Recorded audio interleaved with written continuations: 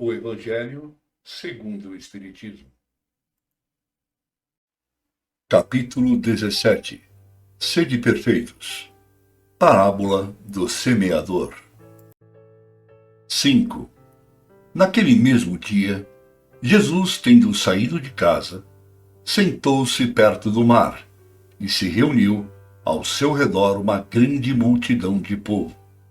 Por isso, ele subiu num barco, onde se sentou, todo o povo estando na margem, e lhes disse muitas coisas por parábolas, falando-lhes desta maneira: Aquele que semeia saiu a semear, e enquanto semeava, uma parte da semente caiu ao longo do caminho, e vindo os pássaros do céu, a comeram.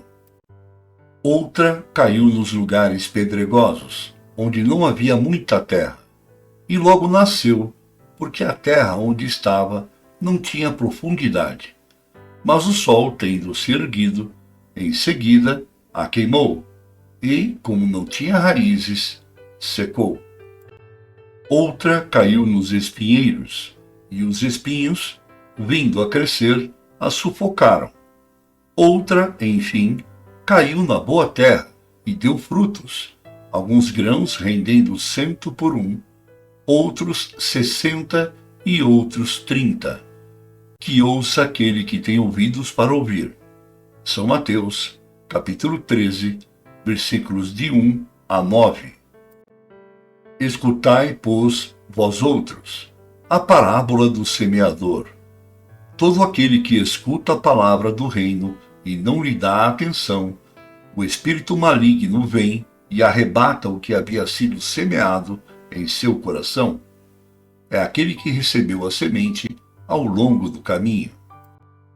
Aquele que recebeu a semente no meio das pedras é o que escuta a palavra e que a recebe na hora, mesmo com alegria, mas ele não tem em si raízes e não está senão por um tempo.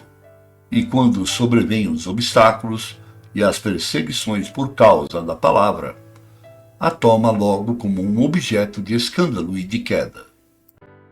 Aquele que recebe a semente entre os espinhos é o que ouve a palavra, mas, em seguida, os cuidados deste mundo e a ilusão das riquezas sufocam em si essa palavra e a tornam infrutífera.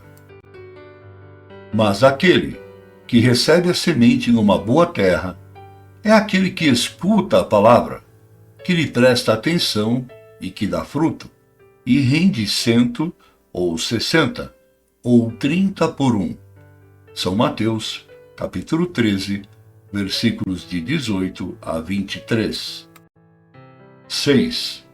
A parábola da semente representa perfeitamente as diferenças que existem na maneira de aproveitar os ensinamentos do Evangelho.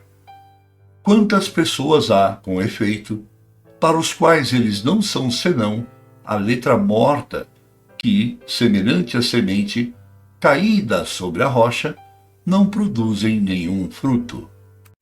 Ela encontra uma aplicação não menos justa nas diferentes categorias de espíritas. Não é um emblema daqueles que não se apegam senão aos fenômenos materiais e deles não tiram nenhuma consequência, porque não veem neles senão um objeto de curiosidade.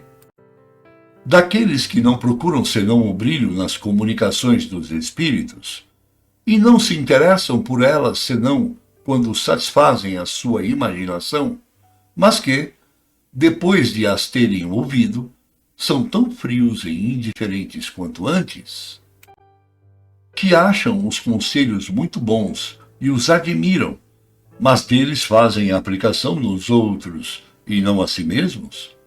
Dos que, enfim, para quem essas instruções são como a semente caída na boa terra e produzem frutos?